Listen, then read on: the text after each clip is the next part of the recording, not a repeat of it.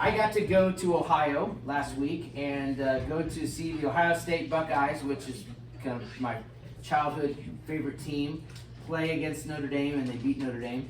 I was there with a couple of my buddies. The guy in the back on the left, I've talked with him on sermons. It's Ryan Sasenis. He played football at Marshall on the national championship team. He's a big lineman guy. He weighed over 350 pounds when he was a lineman. He's down less than that now. But and then I'm on the left, and that's my brother in the middle. He didn't play football. He's a math professor at Shawnee State. And then this other guy over here. Does anybody know who that guy is other than you and people that you told this morning? Who is this guy in the black shirt? Anyone? Somebody who plays football. Yeah, yes, good job, Shannon. Somebody plays football. Now. That's AJ Hawk. AJ Hawk was on the 2002 national championship team, and I understand that my last couple sermons have been heavy on football. It'll stop, okay? Football season's just starting, and I will balance this out. I am aware of my bias right now, so if you're not into football, just know that it won't always be sermons on football. But this guy, AJ Hawk, played at Ohio State, won a national championship, was drafted, played for the Green Bay Packers. He played 11 seasons in total, and he won a Super Bowl with the Green Bay Packers. And I met AJ. We were there, and my buddy that had set this all up has some connections with some people that were on the team. One of the guys that played on the team is his friends. And so he invited me to go to this tailgate before the game with all these players, some of them NFL players, but all these guys that were on the 2002 national championship team. And when I went up there, I was trying to kind of play it cool, like, okay, all right, these are just, they're just, no big deal, because I saw AJ, and somebody said, that's AJ Hawk. So I walked over, and I'm like, hey AJ, what's up? How you doing, man? He's like, hey man, what's going on? How you doing? All right. And we walked by. I was like, talk to AJ. All right, cool. I was like, I'll give him his space. He's like that. But as he was walking to come to my group, because my friend that knew him was waving him over, and I didn't know that, so I passed him anyway. I went back, and I was like, well, I'll get in the picture with him. So we got this picture with AJ Hawk. But the reason that I was a little hesitant to talk to him is I have a couple friends that played in the NFL. And in one of my conversations with these guys, one time it was these two guys that are in town here that played for the NFL, and me. They said, you know what it feels like sometimes? It feels like people just want something from us. Like the only time they talk to me is when they want an autograph, or they want to talk to me about football, or they want to get a picture, or they want me to talk to their team, or they want me to talk to their company or their business, and they just want something from me.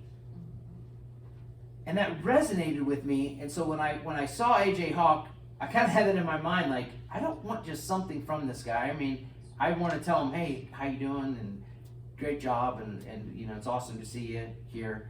But I didn't want to come with an agenda of something that I could get from him. And I think we can translate that into church. There are a lot of reasons why we are here at church right now. And some are good, some are better, some are the best reasons for the glory of God. But I think sometimes we come to church with an agenda, and we come to church to kind of get an autograph from God, or to get a picture with God, and to kind of say, what's in it for me? What can I get out of this service? I don't know where you are today, why you're here. We're going to look at a passage in Mark that has some people coming to Jesus, and they come for different reasons. But Mark's summary tells us that some of them didn't come for the best reason. They came for what they could get out of Jesus, what he could do for them. We've been in Mark. We're in Mark 3, so open your Bibles to Mark 3. So you thought I was just going for a football game. I was doing research for the sermon. That's why I went to Ohio State last weekend. So, Nice guy. yep. Tax write-off now. No, just kidding, just joking. All right, so we're going to see here in Mark 3 some guys, some people that are coming to Jesus. Mark gives us a summary statement, and we're going to see kind of why they're coming to Jesus. And then we're also going to see Jesus' response. And then we're going to go to this next passage, and basically we're going to see Jesus' withdrawal and Jesus' call in this passage. So if you have it, Mark 3, we're going to start in verse 7, And our custom here is that we stand for the reading of God's word. So if you're able to stand with me as we read God's word. Mark 3, verse 7. Jesus withdrew with his disciples to the sea, and a great crowd followed from Galilee and Judea and Jerusalem and Idumea, and from beyond the Jordan and from around Tyre and Sidon. When the great crowd heard all that he was doing, they came to him. And he told his disciples to have a boat ready for him because of the crowd, lest they crush him. For he had healed many, so that all who had diseases pressed around him to touch him. And whenever the unclean spirits saw him, they fell down before him and cried, "You are the Son of God!" And he strictly ordered them not to make him known. And he went up to the mountain and called to him those whom he desired. And they came to him, and he appointed 12, whom he also named apostles, so that they might be with him, and he might send them out to preach and have authority to cast out demons. He appointed the 12, Simon, to whom he gave the name Peter, James, the son of Zebedee, and John, the brother of James, to whom he gave the name Boanerges, that is, sons of thunder, Andrew, Philip, Bartholomew, Matthew, Thomas, James, the son of Alphaeus, Thaddeus, and Simon, the Canaanian, and Judas Iscariot, who betrayed him. Then he went home. The crowd gathered again. The word of the Lord. Thanks be to God. You may be seated. Before we dive into this sermon, I want to go back a couple verses, because it's 2 weeks ago that we ended up on this. Remember what happened in verse 5 and 6. So just take a peek there at verse 5 and 6. Jesus, it's the Sabbath. He's in the synagogue. And these people are looking at him to see if he's going to heal this man on the Sabbath.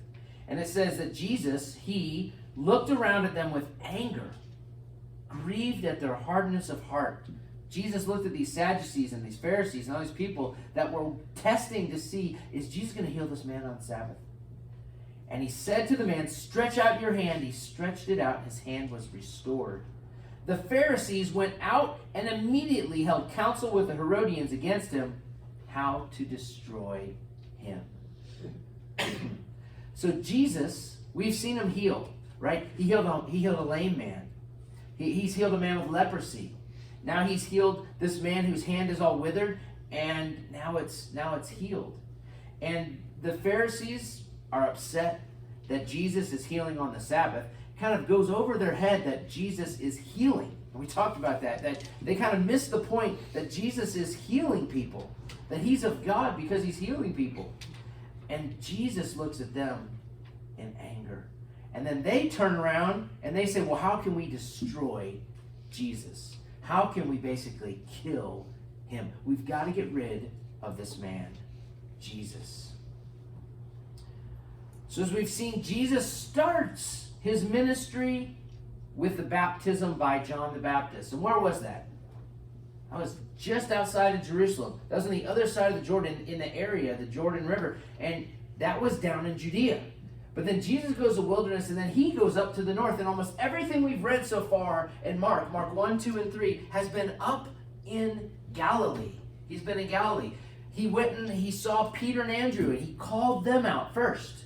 They were the first group he called. And he said, come, I'll make you fishers of men. Leave your nets. Come follow me. And they did. And then he had John and James, and he told them to come. And they were also fishermen up on the Sea of Galilee. He's been up in the northern region, going around there. And then, what's the town that he's been in? That's kind of his foundation, his base, home base. Capernaum. He's in Capernaum. And he goes into Capernaum. That's where he was when they took the roof off the house and dropped the guy down. And we saw that healing. And then he leaves Capernaum because people are just closing in. And all of a sudden, there are people just crowding him all around. So he slips out into the wilderness. And then he comes back in to Capernaum some. He's in the city. And we see him in the synagogue. And once again, he was in the synagogue. Now he retreats. He retreats out to the sea. The sea is a place that gives him a little more space as people are coming. It's also outside of the confines of the Pharisees, where they're scrutinizing him and on him for everything that he does. So we've seen this kind of flow back and forth, back and forth. Jesus is not afraid of the Pharisees. Let's get that straight.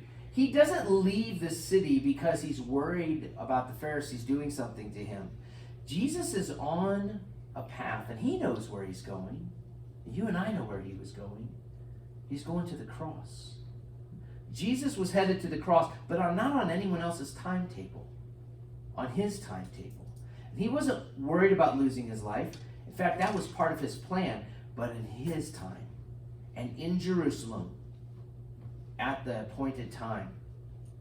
So he slips away again from the Pharisees and the scribes. They want to kill him. He's not afraid of them, but it's not time yet for him to confront the scribes and the Pharisees.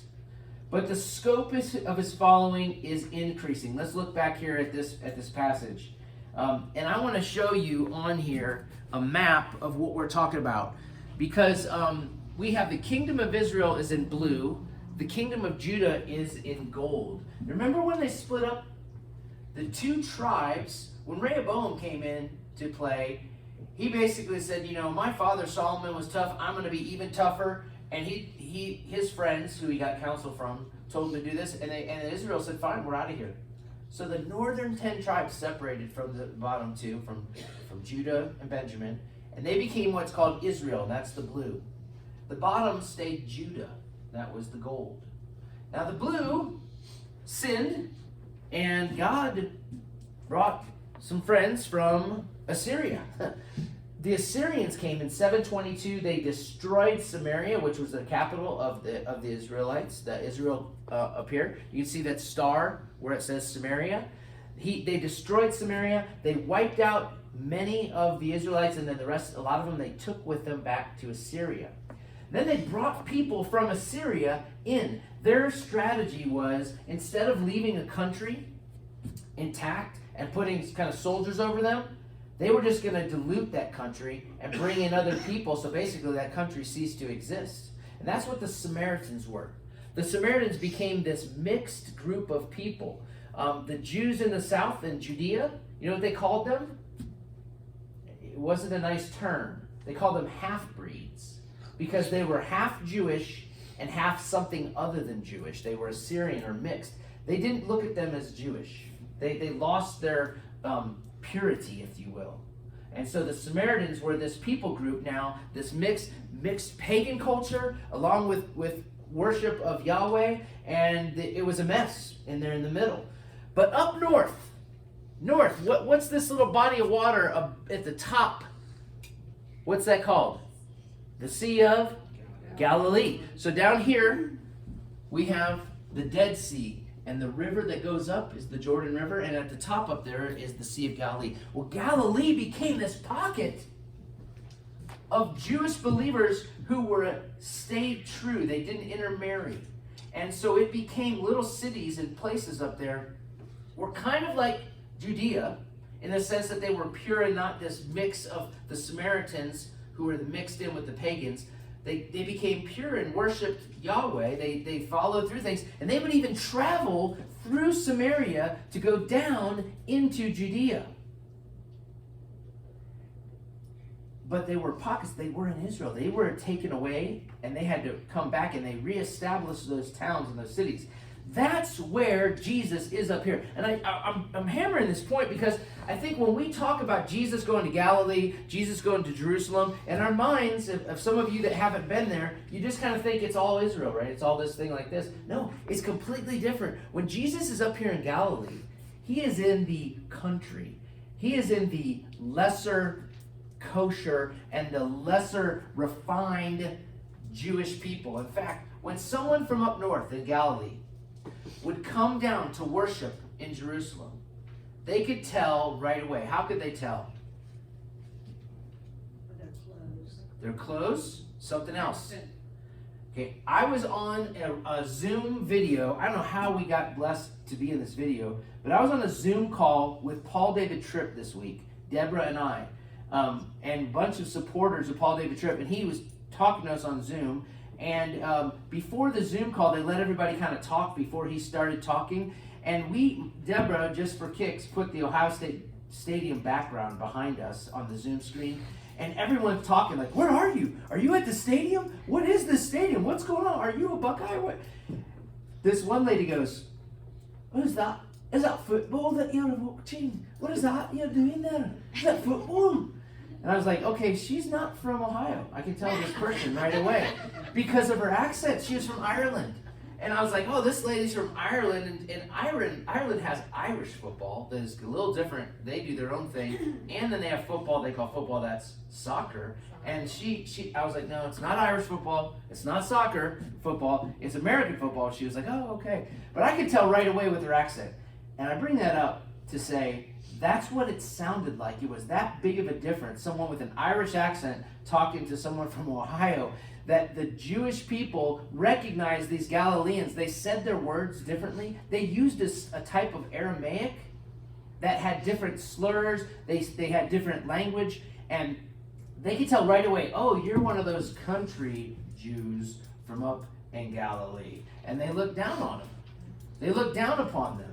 They were second-class Jewish citizens down when they came down. And that's where Jesus is. He's up here in this area. And up till now, everybody around him has been from that area, from Galilee. But what we're seeing here in this passage is that work of Jesus is starting to get out. And the word is starting to bring people from all around. So let's go through the words here, the towns, and see where they're coming from. It says they were coming to him from Galilee, which is around that area, and Judea. So people were coming from all the way down in Judah, and they were coming from Jerusalem, and they were going through Samaria, which is a little sketchy. Remember the story of the Good Samaritan? The man was coming from Judah, going through Samaria, got beat up, and then the Samaritan actually healed him and helped him. That was so crazy because the Samaritans were thought to be the enemies of the Jews. But they're coming from there, Judah, so all around Galilee, from Judah. Idumea. Now, that is down here below Judah in the kingdom of Edom, and it's really the area in all the Bible is also called the Negev. So he's saying people coming from Galilee, from Judah, from even further south here, down in the Edom area, they were coming up to see Jesus.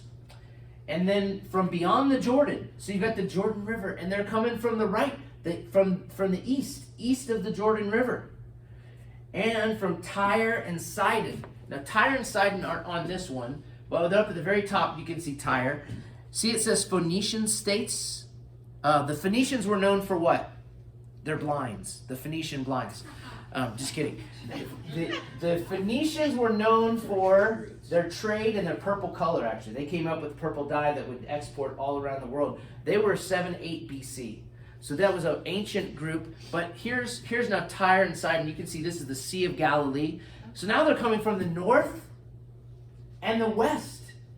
And the point I want to make to you is that Jesus' word, all of his work, it's getting out. People are coming from south, from far south, from north, from west, from east, basically, all directions.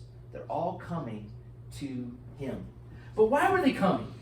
What does it say in this passage? Why were these people coming from different areas, different socioeconomic groups and regions? Why were they coming to Jesus? Let's look back here and see. All these areas we mentioned, the great crowd heard all that he was doing. And they came to him. Now, they heard what he was doing. What was he doing? He was healing people. They came because they wanted healing. And that's not bad in the one sense that if Jesus heals and you have something wrong, he can heal you. So I mean, if I had cancer and I knew that Jesus was in the town in this time frame, I'm going to find him because he can heal me. But it says that his disciples had to get a boat ready for the crowd, lest they crushed him. For he healed many, so that those who had diseases pressed in around him to touch him. Now, we don't necessarily see if they actually got that boat or not, but who are these guys that Jesus had called? They're fishermen. So he's like, okay, guys, I know you know how to work a boat, so let's go. Get a boat together and get a boat, and so we can push out a little bit, so that these people don't crush me. Again, Jesus perceived this real concern that the crowd would crush in on him. He wasn't ready yet to die. He was going to die on the cross. And so he says, no, let's get a boat to push out. My dad was so afraid of crowds. I mean, deathly afraid of crowds. We went to an event. We had to get there early so that we weren't around a lot of people. We had to be there. And then we had to leave way before the end of the game. I mean, it could be tied up. Like, you're waiting to see what's going to happen. It's like, nope, let's go. We got to go. Because he somehow in his mind, I think he was in some big meeting where somebody pushed him against the door and all these people got kind of smushed up. And he didn't die, obviously, but it was traumatic for him. Jesus has this fear because all these people crowding in him, they all want to get to him. They all want to touch him. That's going on. And so he gets it. If he gets in this boat and backs up, but it's ready. The boat's ready for him to go. And they come to him. But why did they come to him? Because they wanted to touch him. I don't think so much they wanted to hear from him. It doesn't emphasize, Mark doesn't emphasize the teaching that they heard Jesus was a great wise teacher and they wanted to hear from him. No. Here, Mark emphasizes they came because they had diseases and they just wanted to touch him. Well, kudos to them for having faith in Jesus that he can do that for them. But if that's all they were coming to Jesus for, what they could get out of Jesus, they missed it. They missed the mark. They didn't realize who they were talking to. They didn't realize who this was in front of him. But who in the story does get it? Who does know who he is? The apostles know, but who else before that? The demons. Go back and look in here. It says, verse 11, whenever the unclean spirit saw him, they fell down before him and cried out, "You are the Son of God." He didn't say that all these people he was healing proclaimed, "Jesus, you are the Son of God." No, they wanted what they could get from him, healing. But the spirits, they knew, this is the Son of God. And again, Jesus tells them, simmer down, keep it down. Do not reveal this to anyone. Why? It's not time yet. It's not time yet for everyone to understand and see that I am the Son of God. For that to come before the Jews and for me to be tried for blasphemy and be taken to the cross, it's not time yet. I'm not afraid of that. I'm not afraid of these demons telling people I'm the Son of God. It's just not yet time for them to know. And who has authority over these demons? Jesus. He has authority to cast them out. He has authority to shut them down and keep them quiet as well. To do what he wants to do because he's on his own timetable. So the people acknowledged Jesus was a prophet, acknowledged he could heal them. They came for that healing, but they didn't quite understand that he was the Son of God. If you go back and remember the gospel reading Mark, this is one of his major tenets that he's trying to tell you and argue this point in his gospel, that Jesus is the Son of God. Remember, Mark, let's go back to Mark 1. Mark 1:1. One page probably to your left. Mark 1:1. The beginning of the gospel of Jesus Christ, the Son of God. Go down to verse 11. Jesus is baptized. What does the Father say? A voice came from heaven. You are my beloved Son. With you I am well pleased. So 1:1, 1:11. Now we're in 3:11. Verse 3:11. These demons now, this unclean spirit saying, you are the Son of God. Mark is making the case. He knew it. He told us in the introduction of the gospel. The Father proclaimed that Jesus is the Son of God. Now the demons, the unclean spirits, are proclaiming that Jesus is the Son of God. Jesus is the Son of God. We believe that he exists, God exists in three persons: Father, Son, and Holy Spirit. The second person of the Trinity is Jesus. He was born of a man, as a man. He took on human flesh and human nature, becoming the God-man. But he always has existed as the Son of God. Now, he's not the Son of God because the Father gave birth in some sense to him ontologically. That's not what the Son means. Jesus and the Father have always existed as Father and Son, and the Holy Spirit as well. All three persons of the Trinity have existed forever, before time began. Do you agree with Mark? Do you agree with God the Father? Do you agree with these unclean spirits that proclaim Jesus to be the Son of God? And if Jesus is the Son of God, what difference does that make to us right now? Well, for one, I think we should reject the claims of people that come to us and proclaim something other than Jesus being the Son of God. I'm just going to give you two examples this morning. The Jehovah's Witnesses. Jehovah's Witnesses believe that Jesus was created by Jehovah. They believe that's the best and most accurate name for God, Jehovah, and that he was the archangel Michael before the physical world existed, and he's a lesser, though also mighty God. That's what Jehovah's Witnesses believe about Jesus. But biblically, we see Jesus is eternal. I preached on John 1. We went through the Gospel of John last year. In John 1:1 it says, in the beginning was the Word, Jesus. And the Word was with God the Father. Jesus was with God the Father. And the Word, Jesus, was God. He was in the beginning with God. All things were made through him, and without him was not anything made that was made. Jesus has always been. He is the agent of creation. He is God. He is God. Jehovah's Witnesses also believe that when Jesus was born on earth, he was merely a human and not God in human flesh. We say no. Colossians 2:9 says, the whole fullness of deity dwelt in him. We know that. Let's talk about the Mormons, what they claim about Jesus. Mormons claim that God the Father was once a man and that then he progressed to godhood. In other words, a man like us progressed to become a God that we know. They believe that the Trinity does not consist of three persons, but three gods. According to Mormonism, there are potentially thousands of gods beyond these three gods.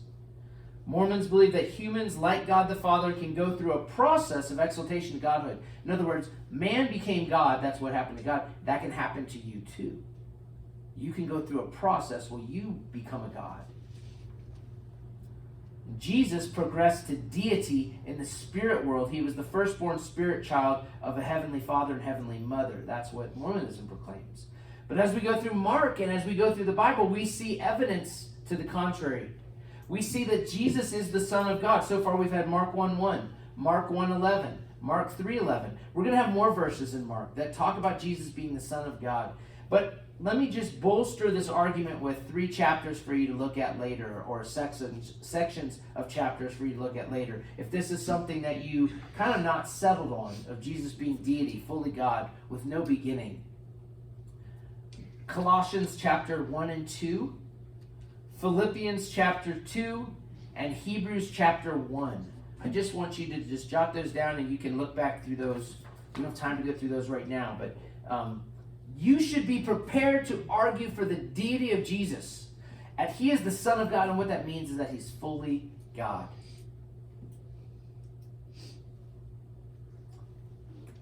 Mark starts out the gospel saying that the Father says it. Now these demons, the spirits, are saying it.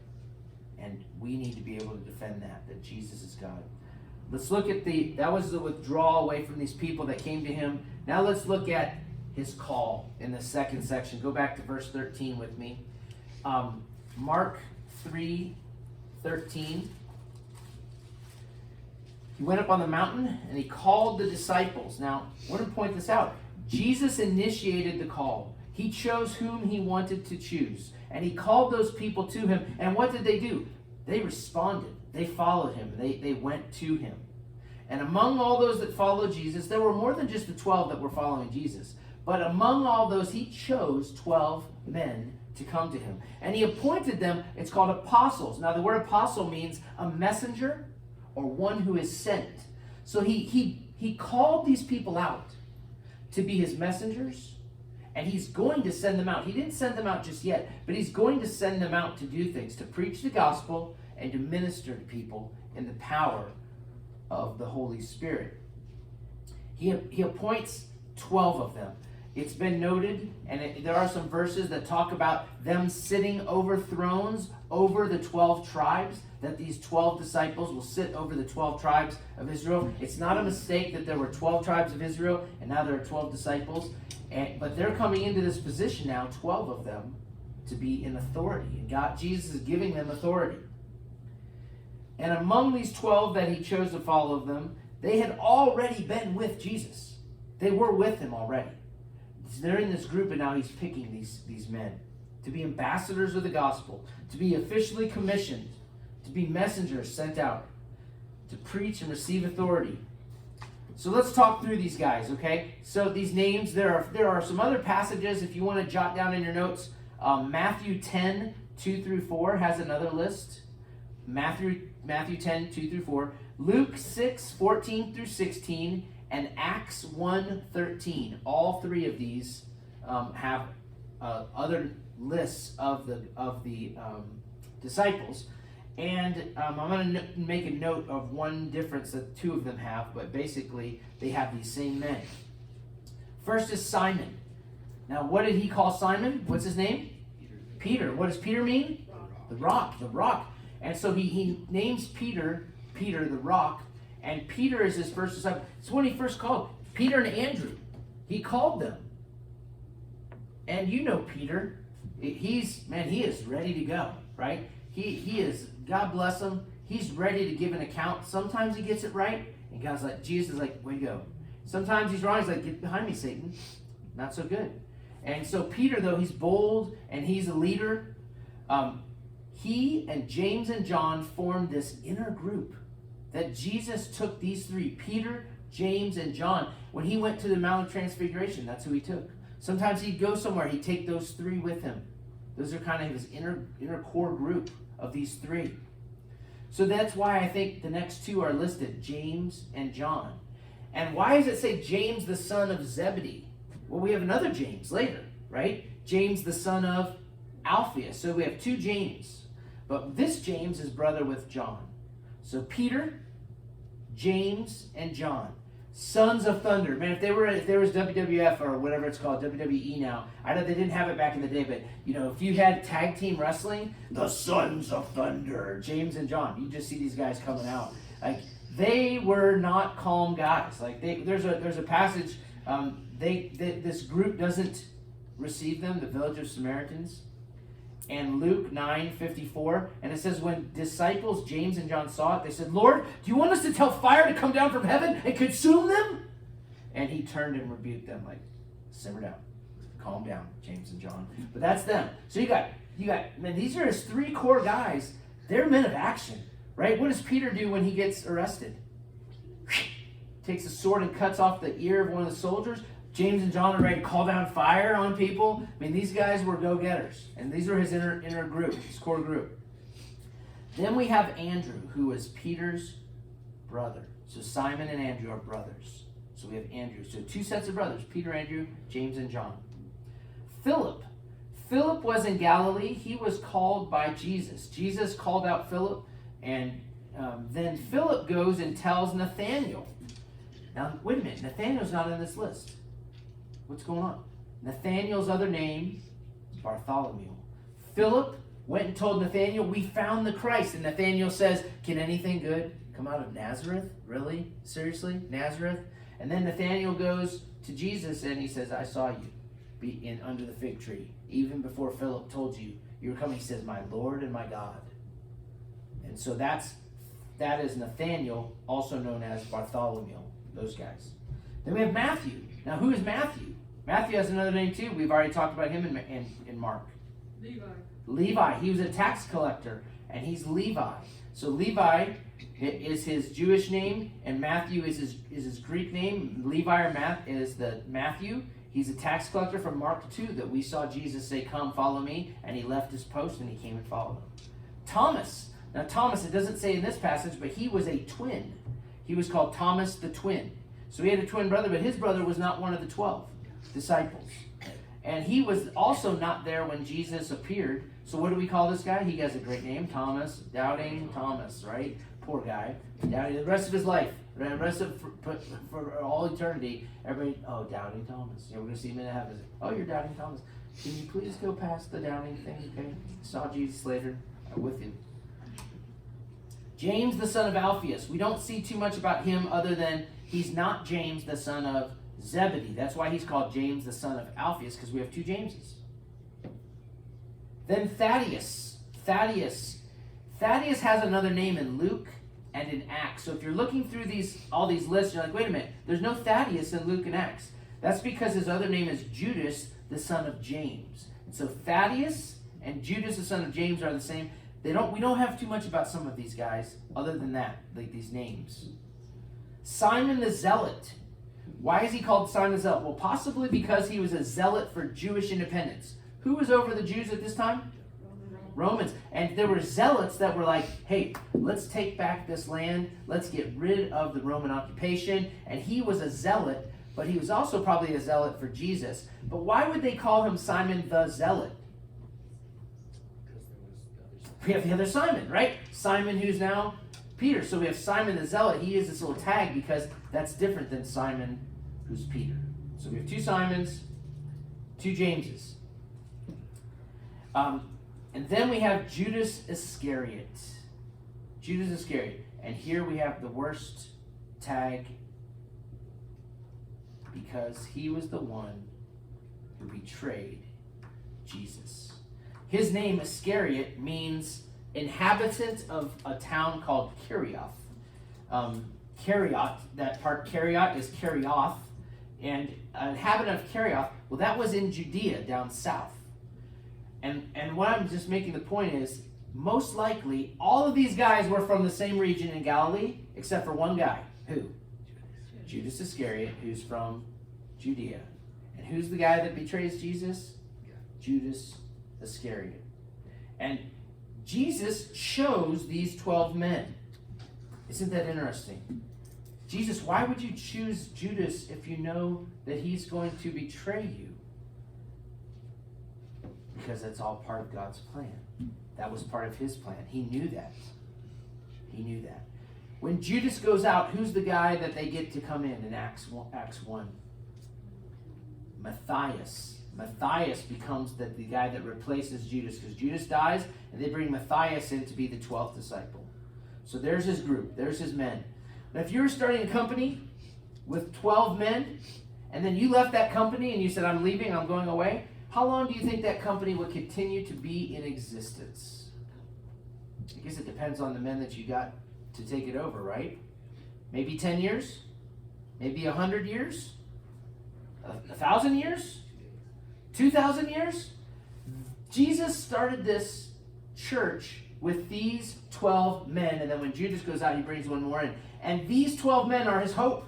He says, this is it. This is the plan. You 12 men are going to lead my church worldwide, and you're going to do something. All of us are recipients of the ministry of one or more of these 12 men. It started with just 12 men. Now, there were other followers of Jesus, but these disciples were the ones that really started the ministry and went out from there. Last year, our church averaged 35 people. This year, we're in the 40s about for people coming. Jesus chose only 12 men. And those 12 multiplied into millions, if not billions. So is Summit Church, with our measly 45 people, significant to God? Well, to the extent that we stay on the mission of glorifying Him, we stay on the mission of building up the kingdom by discipleship and evangelism, yes, we are significant. Though we be but small, we have the potential to reach the world for Christ. 12 men did it. We've got about 4 times that. I want you to take a look at this graphic. I am a math teacher, so I have never shown a math in a year and a half. I can't believe it. I've never had any graphs. What's that all about? Okay. If we started with R45 in this room, that's it. Just let's say there were no other Christians in the world. It was just us. It's down to just us. 45 people. If each of us ministered to one person this year, shared the gospel, God drew them to himself, and we discipled them to be a multiplying disciple of Jesus Christ, to then just talk to one more person themselves the next year, who would talk to one more person, and if we disciple one person to disciple one more person, got that concept? Next year we'd have how many? 45 plus 45? I was told there would be no math at church. 45 plus 4 is 90. The year after that, 180, and it would grow. Right now, the population of the world is estimated to be about 7 billion. In 20 years, it's estimated to be about 10 billion. Okay? That's the 28 years. We'll hit 12 billion people if you and I did that, just one person, reaching one person, the 45 people in here, each year, and then those people each reached one person each year through discipleship and evangelism. We'd be at 6 billion at 27 years. At 28 years, we'd be at 12 billion people. In 29 years, 24 billion if there were that even many people on the earth. And what's my point? We're going to need a bigger building. No, my point is this. We are significant. This group, you have been called by God. If you're a Christian, you've been called. The discipleship is not just for like the Green Beret Christians. No, we've all been called into discipleship. To be a disciple, to make disciples. And making a disciple is simply just investing your time in a life, sharing the gospel, and helping that person to then know how to share the gospel. That's what we do. That's what our church does. Are you growing as a disciple? How are you growing as a disciple? What are you doing to grow as a disciple of Jesus Christ? Flip side of that, who are you discipling? Who are you pouring into? Who are you choosing to spend your time and your energy to help grow as a Christian?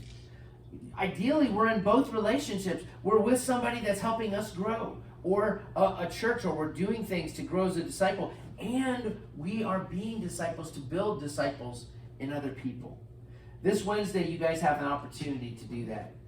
It's not the only opportunity. It's not, but it's a good opportunity. We're going to start discipleship classes for young kids, for middle and high school, and for adults this Wednesday. And the purpose is to build you up, to grow you in your relationship with Christ so that you then can be an impact for Christ and you can share the gospel with others. So let's see what God can do with our 45. Let's see what God can do with this church. As we trust Him to grow as a disciple, share the gospel, and disciple others.